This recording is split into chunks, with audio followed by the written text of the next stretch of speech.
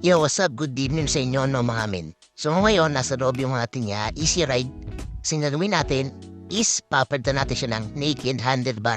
So ngayon, naalam mo natin gawin is tanggalin natin tong stock na naked handlebar. So ito nga pala yung nabili natin, uy, may gatas pa. So yan, i-unbox muna natin yung binili natin na cover. O yan. So yun yung pang-cover ng wire para mas maganda siyang tignan. And then, ito nga pala yung cover. Yan, nakabubble wrap pa. In-order nga lang pala natin yan. No? So, yan, unbox na natin siya. Yan nga pala yung itsura niya. Yan, kasama yan. Yung pinakalak na yan, 3 piraso yan. No? Hindi ko alam kung bakit 3 piraso yan siguro para meron ng extra. Ano kung masira man, may pamalit ka agad.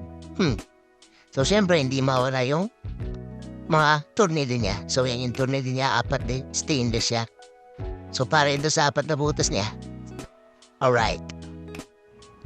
Yan, so yan na, pinasok natin yung motor sa loob ng bahay para magkabit natin siya ng maayos. So, sa part na to is minabaklas ko na yung handlebar cover niya. So kaya natanggal na natin siya. Yan yung itsura niya pag wala ng cover.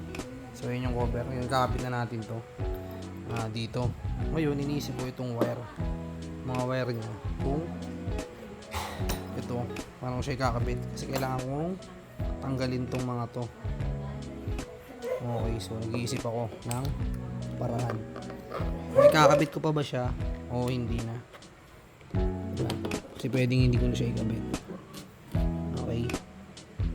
So, siguro hindi na lang muna natin kinakabit. So, let's go. Okay, so yan sa part na yun is kinakabit na natin yung handlebar cover niya, no? Para matesting natin, makita natin yung magiging itsura niya, yung kalalabasan kapag naka naked handlebar na yung Easy Ride FI natin. Okay, so yan, konting kalikalikot. Hinanapan ko ng gandang angle kasi medyo gumagalaw-galaw siya. Alright, so yan yung ating pagkakanikid handlebar, no? So, mas maganda siguro makapalitan talaga natin to. Yung stock niya kasi meron siya yung mga tornilyuan dito, no? Kitang-kita pa siya. So, medyo nakakasira siya ng forma. Ayan, okay. So, papalitan natin niya siguro. Meron na tayong kay Quiz Jaa. Yun. Try natin yun na punta, tapos bilhin natin yun. Yun yung ikabit natin dito. Kasi mag-aaroon siya dito ng parang conversion na mangyayari. Kasi ito, ano lang to cover lang siya. Plug and play siya. Ikakabit mo lang siya, tatanggalin mo lang yung stock na cover, tapos ikakabit mo na siya. Okay, so yun. So mas maganda siya tignan, di ba? Pag naka-naked handlebar, ano? Napakaangas, pogi. Sheesh!